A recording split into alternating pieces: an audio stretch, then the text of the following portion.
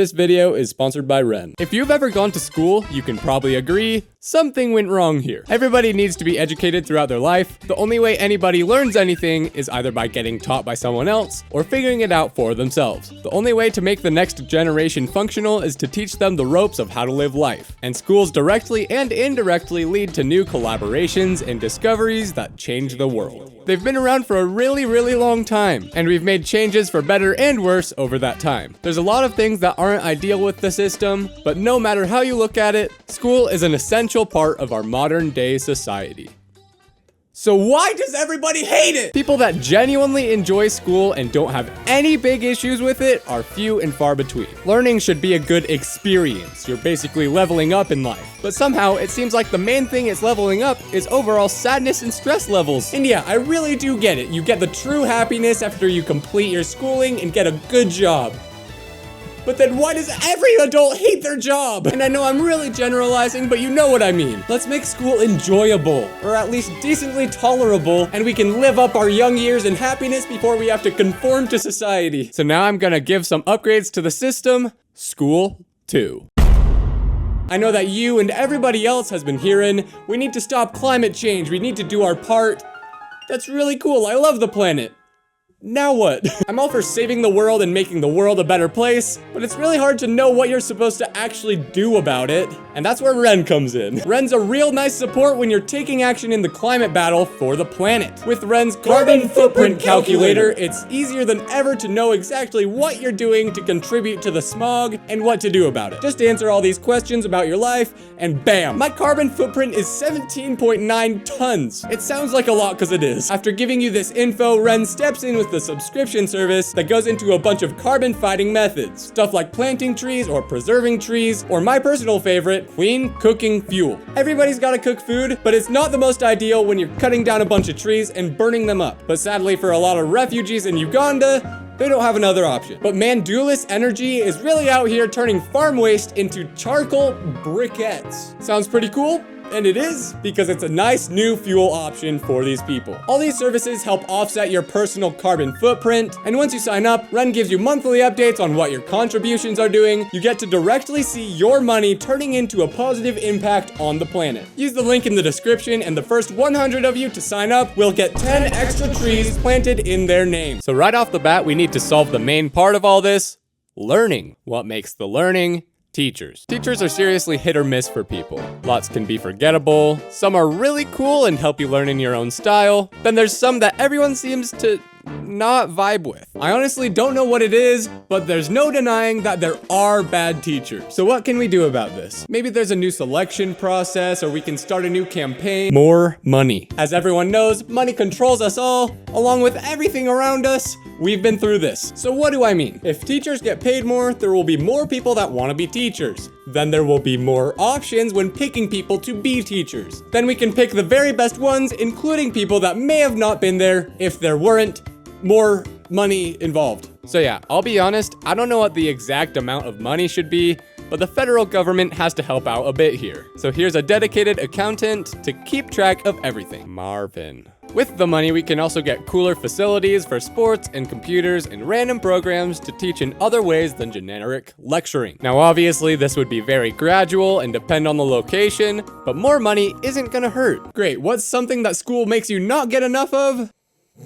The start times for schools vary between districts and states, but somehow they all seem to be way too early. For me, it was about 7:30. Pretty much everyone I knew in high school stayed up until 12 or later, meaning even if you lived really close to the school, you'd only get 7 hours of sleep if you wanted to be there on time and get ready decently. I would show up late basically every day because I didn't get enough sleep.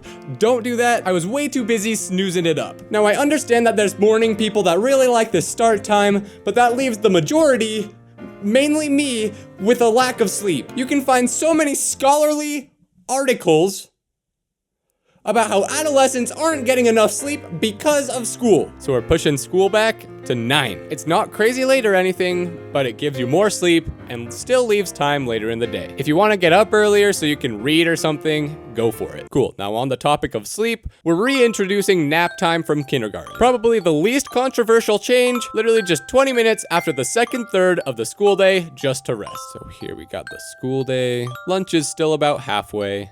That's a sandwich. So nap time would be right at this third right here. However, that fits best into the school schedule. If you're not tired, you could work on assignments or draw or whatever, as long as you're being quiet. Also, drawing in general should not be punished. I think it's time we enter the rules category. Make space here. Here's how this is generally gonna work. We're gonna start with a little bit of freedom and take it away or give more depending on the grades and behavior of the student. There are gonna be 4 levels of freedom, and we'll call them the tiers of learning. Let me write that down.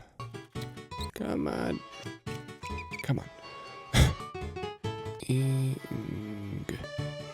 Cool. I'll elaborate on how this functions in a sec, but first, here's a description of them all. Tier 2 is essentially how most classes are now. You don't want to be in Tier 1, you have to give up your phone, you're always being watched, and you need to go to tutoring that's provided by the school, thanks to the extra funding. And even though this tutoring is required for the Tier 1 guys, it's there for anyone if they want it. Then Tier 3 is gonna be the default. Whenever you start in the school or it's a new semester, you reset to 3. Here you can listen to music all the time, no matter what. You can do whatever you want on a computer, including just playing games. You wouldn't have any mandatory homework, only optional. Then the final Tier 4 is ideal. Essentially, you can do whatever you want, whenever you want. Leaving and showing up to classes whenever, going into other classes, chilling in the halls or outside. You could be playing games or messing around as long as you're not being disruptive. You still have to show up for at least 3/4 of the time because being at school is good for you.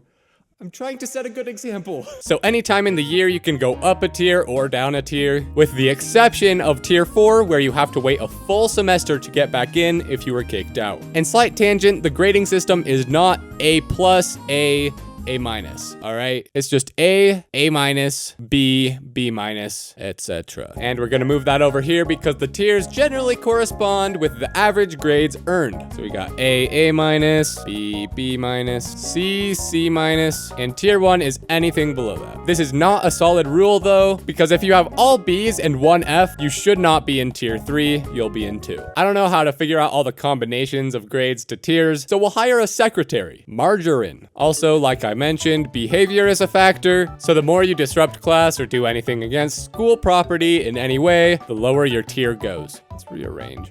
Now on to other kinds of grades, the levels of school. Most schools have grades 1, 2, 3, all the way up to 12. But when you get to 9, you call it freshman, and then 10 is sophomore, and junior, and senior. Oh, and also we got bonus grades, kindergarten and preschool that tag on the beginning. So in total, we have 8 grades and 6 grades. Kind of a weird way to go about it, so this is definitely something we can improve on. Now the obvious answer is just to make it all grades 1 through 14, which is actually very boring. School is already boring, so why would we want to spread the boredom into our minds anytime we think about the grade we're in? So even though we haven't gotten into a lot of major topics, I think we've got to interject with some bonus features. Cool, preschool and kindergarten are doing just fine, but do you ever wonder where kindergarten comes from? Me too, so I looked it up, and apparently it means child garden in German. This could be onto something. So we got the idea of the garden, meaning the kids are the metaphorical seeds which will become plants. So after kindergarten, we'll involve the stages of the plants,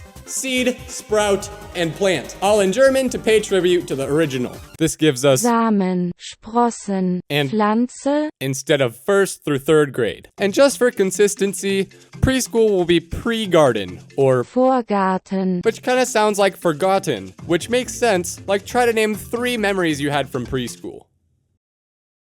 Me neither. Then on the other end, we're familiar with freshman, sophomore, junior, senior, which can help apply to 4th through 8th grades. Freshman just means fresh man, as a new person. Then sophomore is a little more interesting. Sophomore comes from the Greek words soph and moros, which mean wise like philosopher, and fool like moron. Kinda contradictory if you ask me. It's pretty confusing, which could be a metaphor for how sophomores are constantly feeling. So the key from sophomore is that it's Greek, it is descriptive of the grade.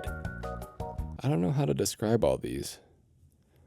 Middle. Mäßig. 1 through 5. Cool, then to add just another bonus feature, if the teacher doesn't have any more material for that day in class, you're free to go. And looks like that's all the time we got. Let me know after school if you have any questions, and on the way out, make sure to